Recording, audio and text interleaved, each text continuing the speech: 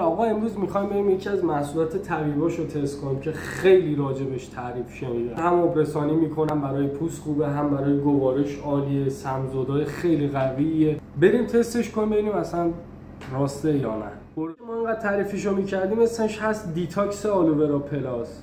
خیلی ظاهر جذابی داره، دانه چیا داره، او چربی سوز هم هست، آناناس داره، سیب داره، انگور میبینم، آناناس هم هست. بریم تست کنیم ببینیم اینا چی هست دیگه. بریم ببینیم چیه.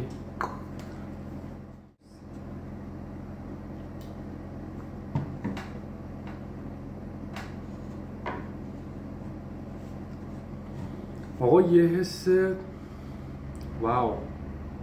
حالا چرا دروغ بگم، من واقعا چندین بار خورده بودم ولی واقعا به معنای واقعی یه حس تمیزی توی یه بطری خیلی خفنه. دوزم میگه سمزاد و چربیسوز به خاطر دانشیاش، انگور و میوه‌ای که تازه که توش هست. واقعا چیز باحال و جذابیه. اگه مسیرتون خورد ارزش یه بار خرید که هیچ ارزش 100 بار خرید هم واقعا داره. خیلی خفنه. واقعا حس تمیزی توی یه بطری میتونید از این محصول داشته باشید.